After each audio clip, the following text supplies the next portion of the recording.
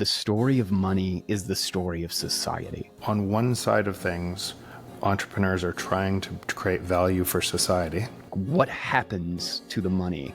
And they're using tools to create value at crazy rates. Like, money is a prerequisite. And then we use those tools that give us more value. How could that process not be deflationary? Money is the glue that holds, like, it's the intercellular communication for the organism that is society. When you have broken money, you have a broken incentive system. The mirror reflection of society on a dishonest ledger would look exactly like the world looks like today.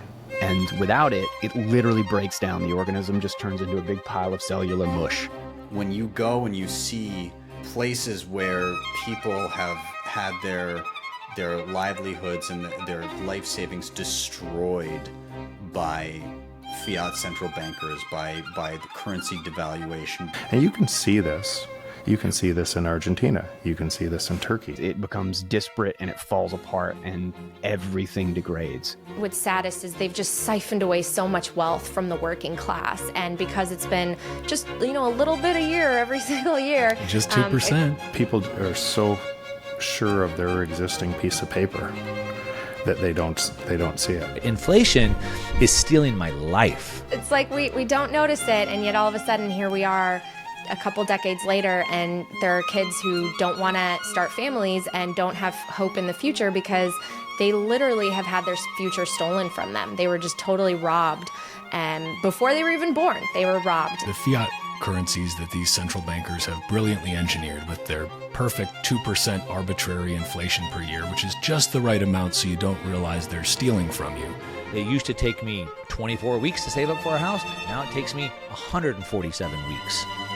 That 100-week difference is my life. You can't measure a system from a system. Like, you can't see the unknown, so a fish doesn't know they're in water. We're literally like blind men trying to build a house, and not only like trying to build a house being blind, but we're using a elastic tape measure.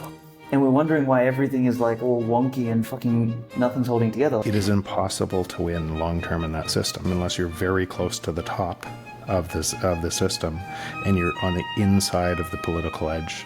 Money at the base layer, if it's not so easily corrupted and manipulated, it will make it more difficult for some of these nefarious, fraudulent, theft-driven activities to occur on such a huge level. If it's true that technology is deflationary, and everybody knows it is, but they only see it in certain things, and those certain things, it's because the marginal cost of production is dropping so fast on those things that it's overwhelming the other things.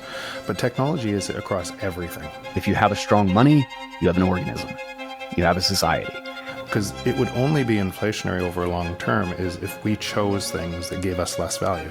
So I couldn't understand what that was, and that led me to investigate how the existing financial system was wired globally, how the whole thing worked, and that led me to, right, and then realizing what it would mean for society as everybody didn't understand that they were on an unstable system. They were on a system based on theft. And it would get worse and worse. And the only way to essentially resolve the conflict from the system is go to war and divide society.